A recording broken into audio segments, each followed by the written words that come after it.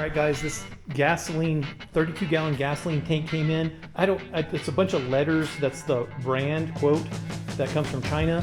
And that link will be in the description, of course, if you want to look at it. But it's about 300 bucks, I want to say, for gasoline. And it did come with a few extra parts. That's the box that came in.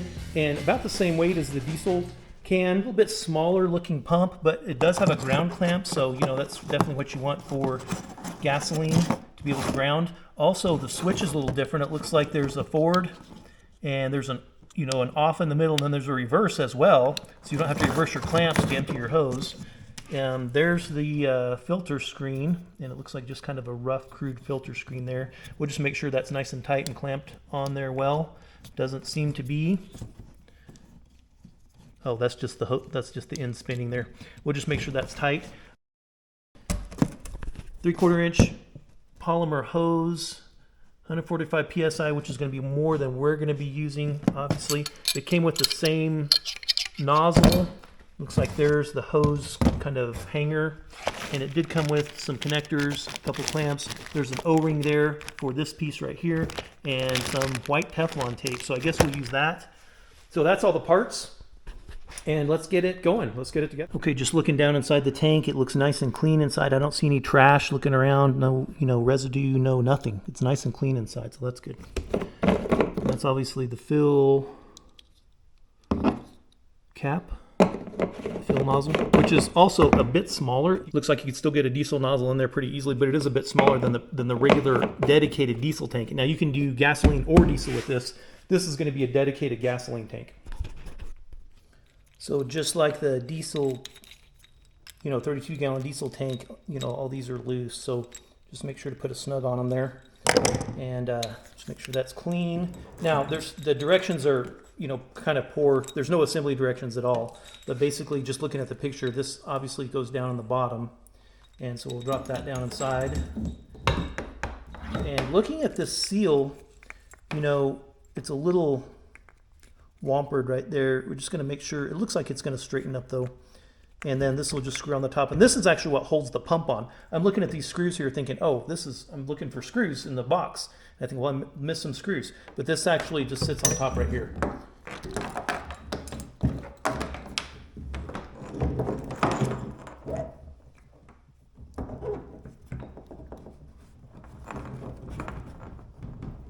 Okay, this is all plastic parts, obviously, so I'm going to be super careful here, but I do want to just put a little tweak on it just to make sure that it feels seated. And yeah. Okay, next we'll take this thing out. Little cover. Cool. Okay, this should be pretty straightforward. The threaded end goes in there.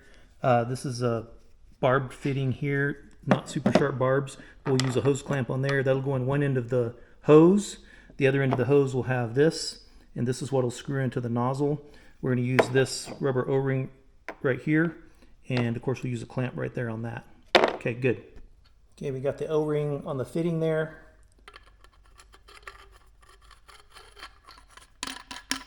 We'll get this tightened down, and then we'll clamp the hose to it.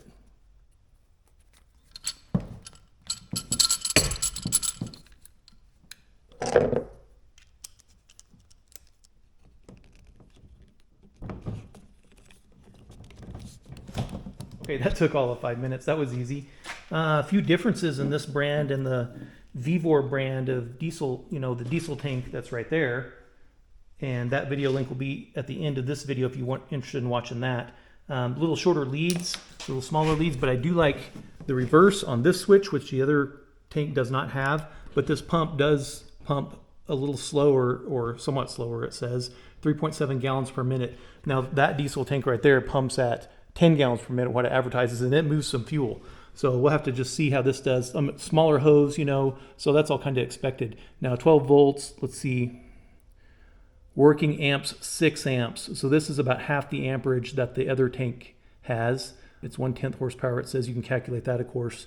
And so at 12 volts times 6 amps, 12 times 6 is 72 roughly. So it's about 80 watts that it's pulling, which isn't much. Maximum suction 5 feet, so duty cycle is also 30 minutes though. Okay, so this is suitable for gasoline or diesel, so that's kind of nice. Okay, well that's screwed right in. Hopefully we won't have any leaks. let's test the pump first, and then we'll put some fuel in it and see if it'll circulate the fuel. Okay, got it hooked up to the battery there. Let's just check the switch out here now, test it. Oh, look at this. Huh, why was I wrong? That's a lot of length there. That's sweet. All right, so we're gonna go in just like this. Okay.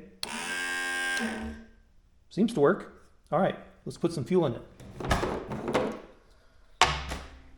Okay guys, here's the part I'm not gonna miss about gas cans at all.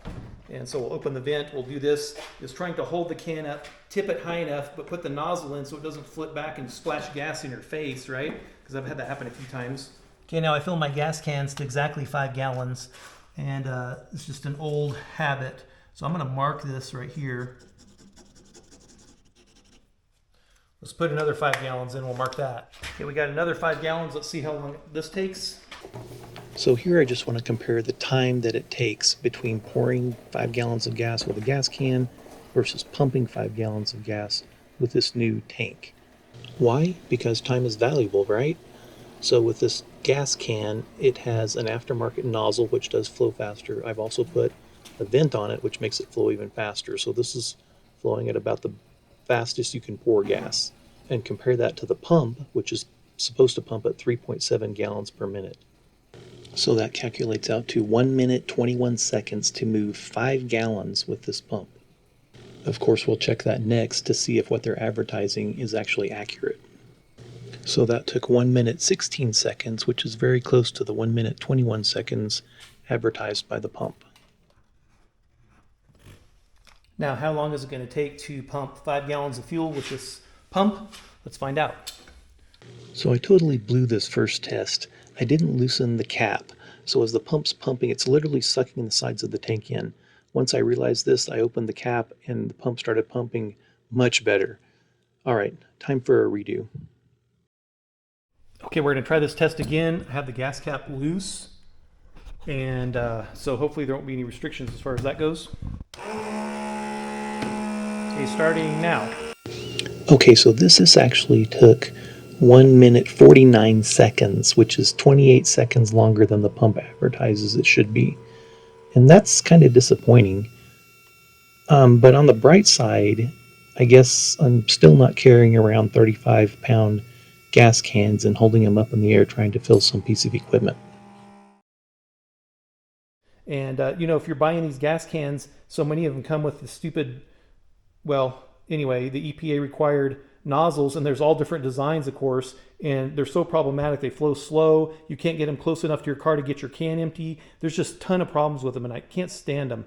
So I have changed out mine for right or wrong, and you can keep the EPA nozzles on them and then switch them out to one of these when you're actually filling your car, because these flow a lot faster, of course. But also, these tanks didn't come with vents either, and I had to add vents. So you buy the $20 tank, then you buy the $15 nozzle. Now you spent $35, and then you buy a little vent, and you do all this work to this can. Now you spent, $30-something on one can. And if you have several like I do, you try to keep some fuel around, it's a lot of money, 30, 35, 70, 140, whatever that, it just adds up. And then pretty soon you spent $200 or $300, and then you're lifting all these cans in and out one at a time. You're having to treat them each one at a time and take them off and put them on. And some other advantages are when it's empty or close to empty, I can just throw this in the back of my pickup. I'm throwing one thing in there. I take it, I fill up one thing. I'm not having to take off, 4, 5, 6 different nozzles. These will pump faster, a little more efficient. It's a little bit slower if you have to connect your cable to a battery. But if you have a battery sitting around in your garage like I do, or you're out filling your tractor or your truck or your car or whatever, you can just pop the hood and hook up the battery clips to that. Or I've been thinking about just buying a small lawnmower battery, for a ride-on lawnmower, and one that's easy to carry around with a little handle on it, or make a little handle or a little carry case for it. Just keep it on the trickle charger, and then when it's time to do this, just grab that, carry it out, set it down, ground my pump, and then hook up the clamps, and then pump fuel. Other thing, these are just smaller footprints in your garage as well. These take up floor space, or they take up shelf space. I guess you can put them on a shelf, and I've done that in the past, but it does take up less floor space. Now I've got 2 different types of cans here, some Midwest Industries and something else. Scepter. So there's two brands there. There's actually three brands of gas cans here, and some are, they're just a little bit different shape, but that's what that looks like.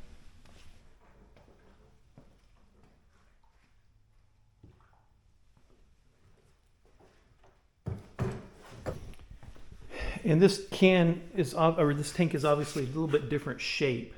So the wheels seem to stick out a little bit further here, and that takes up a little bit of space. But it still looks like, if you add in the side there, it's still about 50%.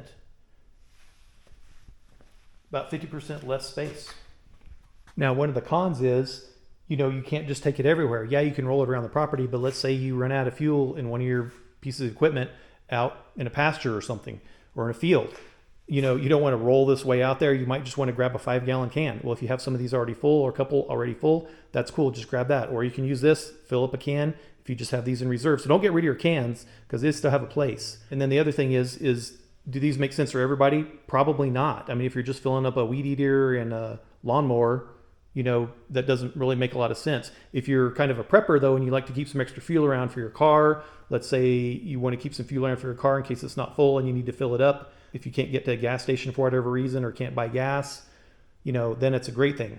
Can I just throw this in my truck though and go on a camping trip? Not easily. So I still want to keep a diesel can around because we do have diesel heaters, people that use diesel heaters for camping. That's nice to just have a 5-gallon can of diesel.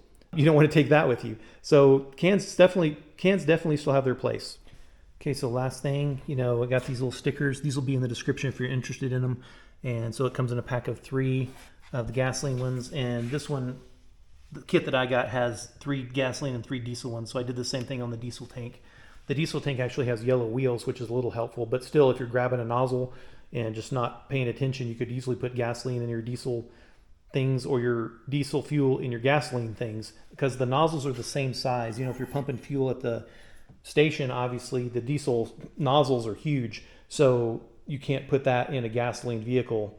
And so, but the gasoline nozzle you can put in your diesel vehicle, right? So that can happen. With this, you could put either one in either one. So just be careful about that, obviously. The other thing is, guys, I'm going to make a couple mods for these, and maybe a little battery mount that I can just drop a battery in the back if I'm rolling around. And then I can drop that small battery in just back here. And I'll probably make one for this and for this. That's kind of the evolution of my thinking. So if you got these tanks and you're making modifications for them, hey, let me know in the comments or send me a link to your videos. I'd love to watch. Hey, thanks for watching. I hope this video helps you guys, and I'll see you in the next one.